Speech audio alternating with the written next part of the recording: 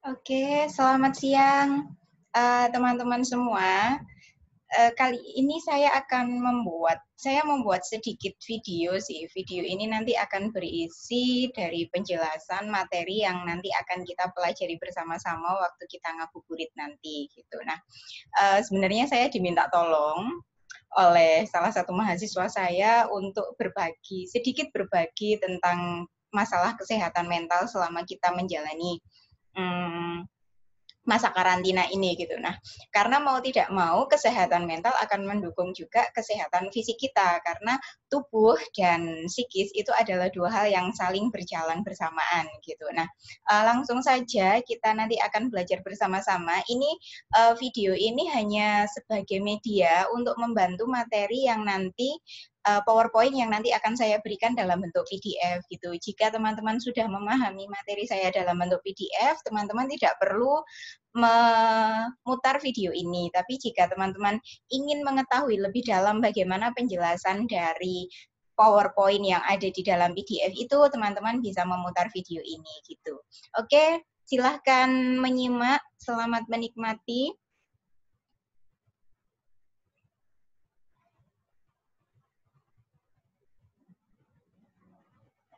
Nah, materi yang kita akan pelajari atau kita belajar bersama-sama ini nanti kita akan membahas bagaimana sih kita merawat kesehatan mental kita selama masa pandemi gitu. Karena masa-masa ini seperti yang sudah kita bilang tadi bahwa kesehatan fisik saja itu tidak cukup. Kita juga kesehatan fisik juga harus diimbangi dengan kesehatan mental. Nah, bagaimana kita merawat dua-duanya agar tetap sehat gitu. Nah, sebelum kita masuk ke sana saya ingin bertanya terlebih dahulu. Sudah berapa lama teman-teman menjalani karantina ini? Saya rasa kalau saya sendiri sudah hampir dua bulan ya, sudah 2 bulan menjalani karantina mandiri. Sudah berapa lama bekerja di rumah? Hampir juga 2 bulan. Sudah berapa lama WFH atau study work from home atau study from home? Juga sudah lama juga ya. Nah, kalau berarti sudah lama, apakah teman-teman sudah merasakan ini? Sudah mulai bosan di rumah saja? Sudah mulai bingung tidak tahu mau melakukan apa? Sudah mulai jam tidurnya berubah, metabolismenya berubah juga? Atau ada yang sudah mulai parno karena adanya COVID? Sudah mulai takut-takut, jangan-jangan aku juga mengalami COVID. Badanku kok tiba-tiba panas. Nah, jangan-jangan apakah teman-teman sudah merasakan itu? Merasakan mulai ada gejala-gejala tubuh yang mengarah ke gejala-gejala mengalami virus corona ini? Tapi sebenarnya kalau dicek, oh itu tidak. Nah, jadi hati-hati. Bisa jadi teman-teman mengalami yang namanya stres psikologis karena ada sesuatu yang sesuatunya ini COVID ini gitu. Dan stres ini bukan hal yang bisa kita remehkan. Karena apa? Tentunya stres akan mempengaruhi tubuh kita gitu. Karena apa? Stres psikologis itu bisa menyebabkan tubuh menjadi mudah terinfeksi. Loh, kok bisa gitu? Karena gini, virus itu kan hanya bisa ditangkal dengan imun tubuh yang kuat. Nah, imun tubuh yang kuat itu bergantung kepada satu, fisik yang kuat dan juga psikis yang kuat juga. Nah, ketika psikis kita mengalami stres psikologis, berarti psikis kita tidak kuat. Nah, ketika kita tidak kuat, imunitas tubuh kita turun. Nah, ketika imunitas tubuh kita turun, virus akan lebih mudah menyerang, bakteri akan lebih mudah menyerang gitu.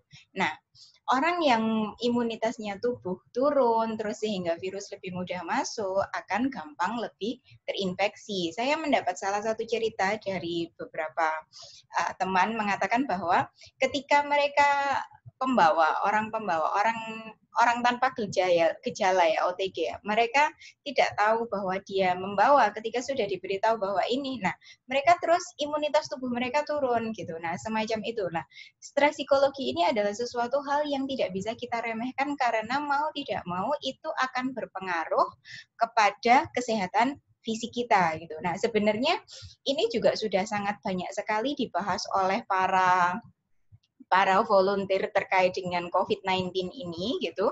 Nah, beberapa hal yang dianjurkan adalah ini. Yang satu, menjaga asupan nutrisi. Tentu kita harus menjaga asupan nutrisi karena apa? Asupan nutrisi yang bagus untuk fisik kita akan membuat imunitas kita menjadi lebih terjaga gitu.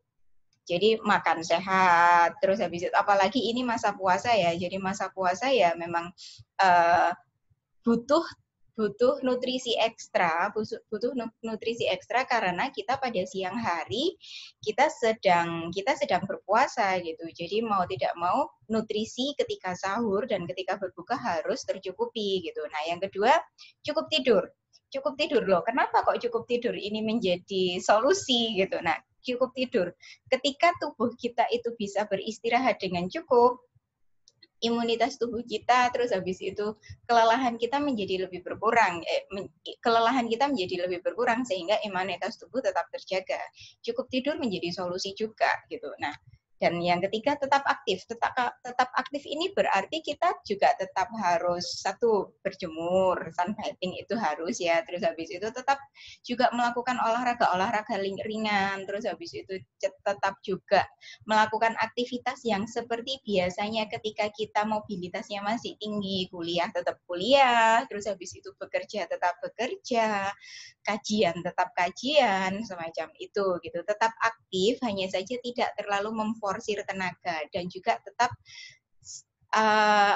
menjaga kebersihan diri gitu. Nah, ini dua terakhir ini yang nanti akan kita bahas lebih lanjut. Kalau tiga teratas ini tadi, jaga asupan nutrisi, cukup tidur, tetap aktif. Ini kan untuk menjaga bagaimana supaya fisik kita tetap sehat gitu. Nah, dua terakhir ini ya nanti akan terkait dengan psikis kita dan nanti akan kita bahas jauh lebih dalam terkait dengan tips-tips menjaga kesehatan mental selama masa pandemi ini gitu. Nah, yang dua terakhir adalah yang keempat, bijak dalam bermedia. Bijak dalam bermedia ini kenapa kok bisa menjadi anjuran supaya kesehatan mental kita tetap terjaga selama masa pandemi. Karena apa? Media sekarang dan juga kita itu sangat gampang sekali memperoleh informasi. Dengan kita rebahan saja, kemudian kita men-scroll apa yang ada di HP, kita sudah mendapatkan banyak sekali informasi gitu. Nah, informasi yang ada di media itu belum tentu semuanya valid, belum tentu semuanya benar gitu. Dan juga kita harus bijak bermedia ini tidak hanya dalam bijak mengakses dan menerima informasi saja, tetapi kita juga harus bijak juga dalam menyebarkan atau membagikan informasi. Jadi harus kita saring dulu sebelum kita bagikan. Harus kita pastikan dulu apakah informasi yang ada di media ini benar-benar valid atau tidak gitu. Karena apa? Karena informasi yang tidak valid akan memicu seseorang untuk mengalami stres karena informasi yang tidak valid ini akan membuat mereka jangan-jangan begini akan memicu sikap paranoid seseorang gitu. Jadi kita harus berbijak. Dan yang terakhir adalah dukungan sosial. Dukungan sosial tidak kalah penting karena apa? Dukungan sosial bisa memberikan paling tidak rasa aman dan rasa bahwa ternyata saya disayang oleh orang. Ternyata saya masih ada orang yang menyayangi saya gitu. Nah, dua opsi terakhir ini yang nanti akan kita bahas lebih lanjut bagaimana cara kita supaya kita bisa meningkatkan kesehatan mental kita baik untuk diri kita sendiri dan juga untuk orang lain di masa pandemi ini. Kita akan langsung ke sana saja. Jadi kuliah ini tidak lebih banyak kuliah teori tapi lebih banyak ke tips bagaimana supaya mental kita tetap sehat gitu teman-teman ya. Nah, merawat kesehatan mental di masa pandemi. Saya rasa ini yang nanti akan kita bahas lebih lanjut dan ini semoga ini lebih aplikatif gitu. Nah, dari dua hal tadi, berbijak dalam bermedia dan juga meningkatkan dukungan sosial. Nah, yang akan kita bahas lebih lanjut adalah dua ini. Bagaimana sih caranya? Tips-tipsnya bagaimana sih supaya mental kita tetap sehat, supaya kita bisa tetap merawat kesehatan mental kita. Nah, yang pertama adalah ini. Ini adalah bagian dari dukungan sosial. Peningkatan dukungan sosial, berempati. dan tidak mendiskriminasi. Kita alangkah lebih baik jika kita meningkatkan kemampuan empati kita, empati dan tidak mendiskriminasi, tetap berbagi. Kita perlu bersikap empatik terhadap semua orang yang terkena dampak. Karena apa? COVID-19 ini tidak hanya orang-orang kecil saja yang terdampak, tapi juga orang menengah ke atas dan menengah ke bawah pun semuanya terdampak gitu. Orang-orang yang terkena dampak itu pantas mendapatkan dukungan, belas kasih, dan kebaikan kita gitu. Nah, bagaimana caranya? Bagaimana caranya kita bisa membagikan beberapa. Saya rasa ketika saya mengikuti status dari mahasiswa saya, ATC ini sangat gerakannya cukup banyak ya, cukup banyak untuk membagikan sesuatu kepada orang-orang yang memiliki dampak COVID ini gitu. Nah, itu bisa kita lakukan. Jadi dan itu tidak harus kita mendiskriminasi gitu. Jadi semuanya ya kita berikan empati dan siapa sih yang membutuhkan itu. Jadi berempati dan tidak mendiskriminasi itu wajib. Supaya apa? Supaya kita juga tetap peduli kepada lingkungan sekitar kita sehingga jiwa kita dan mental kita tetap sehat. Ketika kita bisa berempati tanpa mendiskriminasi, selain mental kita saja yang sehat, mental orang lain akan merasanya begini, oh ternyata masih ada ya yang peduli dengan saya, ternyata masih ada ya yang sayang kepada saya gitu. Nah, beberapa orang saya mendapatkan cerita ini dari beberapa orang yang bukan orang kecil sih, tapi orang tenaga medis yang mana mau tidak mau tetap harus kita berikan apresiasi yang sangat tinggi ketika mereka mendapatkan bantuan dana makan siang. Mereka sangat terharu sekali. Nah, semacam itu, bentuk-bentuk kegiatan yang semacam itu yang perlu kita lakukan. Gitu. Nah, yang kedua, kita perlu menghilangkan stigma negatif. Stigma negatif dalam hal apa gitu. Nah, perlu teman-teman ketahui bahwa ketika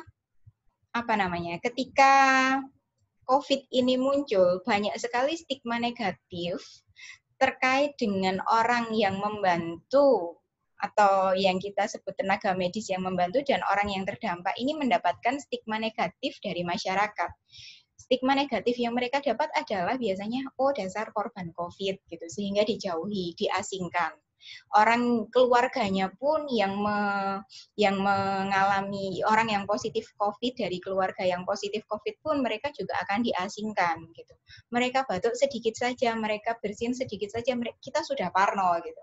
Nah, dan biasanya mereka akan menyebutnya dasar orang dengan kasus COVID, keluarga ber-COVID, orang yang berpenyakit, sehingga mereka akan diasingkan dari masyarakat. Nah, ketika seseorang yang mengalami dampak COVID ini diasingkan oleh masyarakat, mereka tidak mendapatkan dukungan sosial yang baik, dukungan sosial yang bagus. Nah, malah justru itu akan semakin membuat mereka menjadi tidak sehat secara mental. Jadi, stigma-stigma negatif yang semacam itu yang harus kita hilangkan gitu. Nah, sebenarnya tidak hanya itu saja. Banyak orang masyarakat yang sepertinya kurang teredukasi juga mengatakan bahwa begini, virus COVID ini kan virus yang berasal dari Wuhan, Cina gitu. Nah, mereka mengatakan ini adalah virus Cina, ini adalah virus bawaan dari Wuhan, semacam itu, sehingga mereka mendiskriminasi orang-orang dengan etnis tertentu gitu. Nah, hal-hal yang semacam itu yang seharusnya juga kita hindarkan, karena apa? Itu akan memicu perpecahan gitu.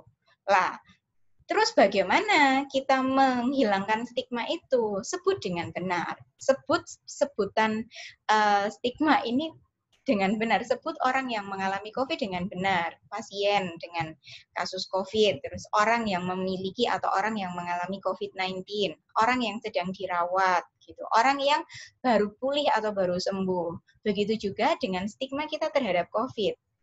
Hindari menyebut bahwa virus ini adalah virus Cina, virus Wuhan, semacam itu.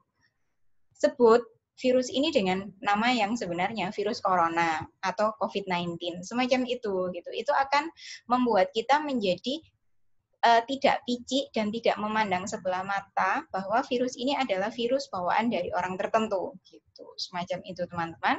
Nah, selanjutnya kita bisa mengurangi aktivitas yang dapat membuat cemas. Nah, aktivitas ini tidak terkait dengan aktivitas fisik ya. Kalau yang tadi kan aktif secara fisik. Nah, aktivitas yang mengurangi cemas dengan berkegiatan positif gitu. Nah, aktivitas yang mengurangi cemas apa misalnya? Aktivitas yang mengurangi cemas adalah mengakses begitu banyak informasi, kemudian kita tidak memfilter informasi-informasi yang masuk itu. Lah, ketika kita memasukkan informasi-informasi yang masuk tanpa kita filter atau tanpa kita saring, itu akan menimbulkan kecemasan tersendiri secara psikologis gitu. Oh, jangan-jangan ini sudah semakin dekat. Oh, jangan-jangan aku juga mengalami itu, badanku panas, semacam itu. Nah, hati-hati, itu gejala. Ketika gejala psikosomatis itu muncul, lakukan lakukan apa namanya? Bergabunglah dengan komunitas. Ceritakan itu kepada komunitasnya gitu. Supaya apa? Supaya gejala psikosomatis itu bisa terminimalisir gitu. Jadi daripada berfokus kepada teman-teman mengakses segala informasi tanpa menyaring, teman-teman lebih baik melakukan kegiatan-kegiatan positif gitu. Bisa membaca, karena kalau di masa sekarang ini sepertinya walau ketika saya bekerja sebagai seorang pendidik ya, akses-akses jurnal, akses-akses bacaan itu sangat banyak sekali dan sangat terbuka sehingga teman-teman bisa membaca itu, terus habis itu teman-teman bisa berkreasi, bisa melakukan hal-hal yang dulu tidak sempat dilakukan, kemudian bisa menyelesaikan pekerjaan rumah yang dulunya sempat terbengkalai. Nah, hal-hal yang semacam itu akan menjauhkan kita dari ini gitu, dari HP gitu, sehingga kita bisa merasa lebih sehat secara mental gitu. Nah, yang selanjutnya adalah menjaga dan melindungi satu sama lain. Karena apa? Menjaga diri saja tidak cukup. Orang lain juga perlu kita jaga. Orang lain yang ada di sekitar kita juga perlu kita jaga kesehatannya. Karena ketika orang lain yang ada di sekitar kita terdampak, otomatis kita juga rawan gitu. Jadi kita bisa melakukan membantu orang lain ketika dibutuhkan. Misalnya dengan kita sahabat jauh nih, kita bisa menanyakan kabar, terus habis itu kita bisa berdonasi, kita bisa menolong orang lain, menolong tetangga, hal-hal yang semacam itu, menyebarkan informasi positif. Nah, otomatis kita harus menyaringnya, informasi ini benar-benar dari sumber yang terpercaya atau tidak, semacam itu. Bisa menjadi volunteer dari suatu kegiatan sosial, bisa memberikan donasi jika memiliki kelebihan rezeki. Itu saya rasa akan lebih meningkatkan kalau kita melakukan kegiatan yang altruis semacam itu, paling tidak jiwa prososial kita kan naik nih. Nah, ketika jiwa prososial kita naik, paling tidak kita menjadi tenang secara mental, tenang secara psikis gitu, semacam itu teman-teman. Nah, yang selanjutnya adalah mencari informasi yang berkualitas baik. Ini yang dari tadi saya fokuskan adalah ketika kalian mengakses informasi, carilah informasi dari sumber yang terpercaya dan batasi akses kalian menonton televisi, akses kalian mengakses informasi gitu. Karena banyak sekali informasi-informasi yang itu validitas dan reliabilitasnya tidak bisa dipercaya gitu, semacam itu. Dan kita harus membatasi dan cari informasi yang benar-benar bisa dipercaya, benar-benar berkualitas baik. Informasi yang bisa dipercaya dari mana? Dari pemerintah tentunya gitu. Dan yang terakhir, angkat cerita positif. Daripada kita memblow up hal-hal yang negatif, daripada kita menyebarkan hal-hal yang ceritanya negatif, akan lebih baik kita mengangkat cerita-cerita positif dan penuh pengharapan. Misalnya, kita menyebarkan bahwa orang yang sembuh sudah berapa, kisah-kisah atau kisah-kisah teman-teman yang sudah berhasil bangkit dari COVID itu bagaimana, semacam itu akan jauh lebih meningkatkan kesehatan mental kita daripada kita menyebarkan berita-berita yang negatif, teman-teman. Nah, ini yang terakhir, Membentuk sistem dukungan. Membentuk sistem dukungan ada banyak sekali cara. Kita bisa melalui WA group semacam ini, melakukan kegiatan rutin semacam ini, atau juga kita bisa bergabung dengan komunitas peduli sosial yang itu bergerak untuk kesehatan masyarakat. Komunitas-komunitas semacam itu akan menjadi wadah bagi kita dan kita bisa mendapatkan dukungan dari orang lain selain keluarga ketika kita bergabung dengan komunitas itu gitu. Nah, dan tidak juga dan yang lain yang terakhir dan ini tidak kalah penting adalah kita tetap menjaga komunikasi dengan orang-orang yang kita sayang supaya apa? Supaya kita tetap merasa dihargai dan harapan untuk hidup itu tetap ada supaya kita tidak putus asa gitu. Dan kalau misalnya sistem dukungannya tidak masih belum mengcover masalahmu, kalian bisa mencari bantuan dari profesional yang lain gitu. Itu dan ini adalah salah satu bantuan profesional yang disediakan secara online oleh Ketua Asosiasi Psikologi Forensik Indonesia. Ini teman-teman bisa akses di akun YouTube-nya Self Care. Ini adalah salah satu teknik yang bisa kita lakukan ketika kita sedang mengalami kecemasan atau kita merasa tidak sehat atau kita merasa lelah secara psikologis, kita merasa tidak sehat secara mental dan kita merasa lelah secara psikologis, teman-teman bisa memutar video ini. Video ini berisi tutorial bagaimana kita bisa calm down ketika kita merasa cemas, ketika kita merasa lelah secara psikologis itu. Ini ada panduannya dan teman-teman bisa mengaplikasikan ini ketika teman-teman mau tidur atau teman-teman merasa lelah secara psikologis, teman-teman bisa memutar video ini. Kalau saya sudah mencoba dan memang benar-benar ini bisa membuat kita menjadi lebih worthy gitu, kita menjadi lebih berharga gitu. Karena apa? Karena ini adalah semacam kita men-screenshot bagian yang paling membahagiakan dari hidup kita, kemudian menyimpannya untuk kita rasakan kembali emosi-emosi positif yang hadir pada waktu saat kita bahagia itu gitu. Nah, teman-teman bisa memutar ini dan ini bisa diakses secara gratis. Jadi teman-teman bisa memutar ini ketika teman-teman merasa membutuhkan gitu. Dan saya akan menutup sebentar. Oke. Saya akan menutup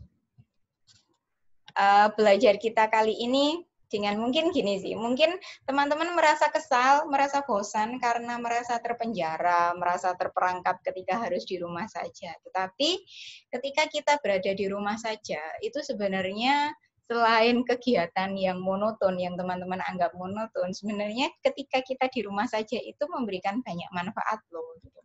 Nah, manfaatnya adalah kita bisa membentuk kebiasaan baru gitu. Kebiasaan baru selama 2 bulan ini kalau misalnya teman-teman tidak memiliki skill baru, tidak memiliki suatu karya baru, berarti perlu dipertanyakan WFH kalian itu tidak efektif dan tidak efisien gitu. Kita bisa membentuk kebiasaan baru. Kebiasaan baru itu bisa kita lakukan ketika 2 minggu berturut-turut kita melakukan itu gitu. Kebiasaan positif misalnya masak sendiri, misalnya cuci tangan lebih rajin, misalnya banyak hal sih saya rasa. Terus yang kedua kita menjadi lebih kreatif. Lebih kreatif karena apa? Untuk membunuh kebosanan. Saya rasa jika teman-teman hanya bermain dengan gadget, terus habis itu sehari-hari menghabiskan waktu banyak sekali dengan gadget, saya rasa teman-teman justru akan bosan. Nah, teman-teman akan menjadi lebih kreatif lagi untuk membunuh kebosanan itu. Misalnya membuat suatu hal, bisa merajut, bisa masak, kemudian untuk dijual, semacam itu. Terus habis itu, yang selanjutnya, hal manfaat yang bisa kita lakukan ketika di rumah adalah kita bisa menikmati kesendirian. Menikmati kesendirian ini bukan berarti kita yang jomblo terus habis itu kita menikmati kesendirian, bukan. Tetapi kita bisa lebih memahami diri kita. Karena apa? Ketika kita terus bersama dengan orang lain, ketika kita terus menjalin mobilitas dengan orang lain, kita perlu menarik diri untuk melihat diri kita sendiri. Nah, ini adalah waktu yang tepat untuk teman-teman bermuhasabah. Bermuhasabah diri supaya teman-teman bisa lebih memahami diri untuk bisa mengevaluasi sehingga teman-teman bisa mengambil apa sih yang sebenarnya kita cari gitu. Nah, selain itu kita bisa mengekspresikan emosi negatif dengan lebih aman. Kita bisa lebih aman mengekspresikan emosi negatif. Karena ketika kita marah dengan teman dan ketika sebelum masa WFH, kita bisa melabrak teman kita atau kita bisa ngomel-ngomel gitu ya. Nah, ketika kita sendiri, kita bisa mengungkapkan itu menjadi lebih aman gitu. Kita bisa berteriak di bantal, kita bisa memukul-mukul boneka. Nah, itu jauh lebih aman. Dan emosi negatif memang perlu diungkapkan juga.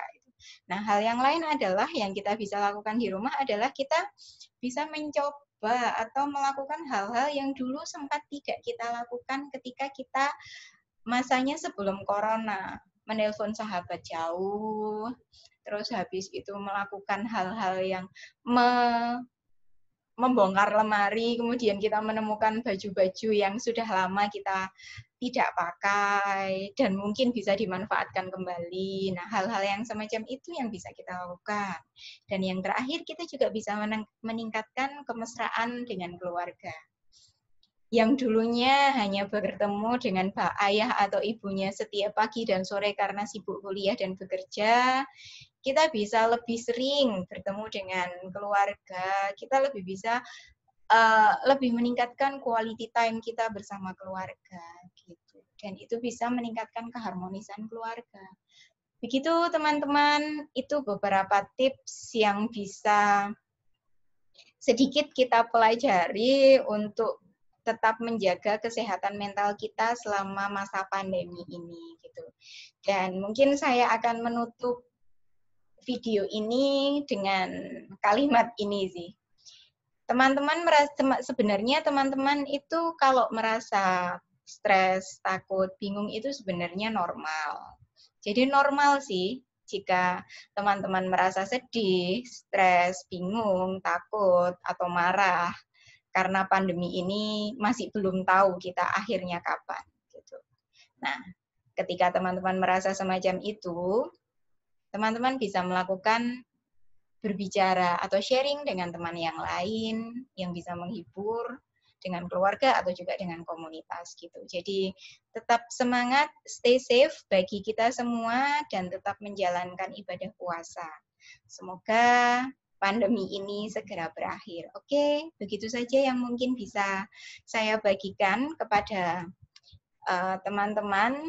Semoga ini bisa membantu dan bisa sedikit meningkatkan atau bisa paling tidak bisa sedikit membantu teman-teman supaya tetap sehat secara mental. Itu saja. Terima kasih sudah mau mendengarkan dan terima kasih sudah ikut bergabung di kuliah WhatsApp ini. Selamat sore dan selamat menanti berbuka puasa. Assalamualaikum warahmatullahi wabarakatuh.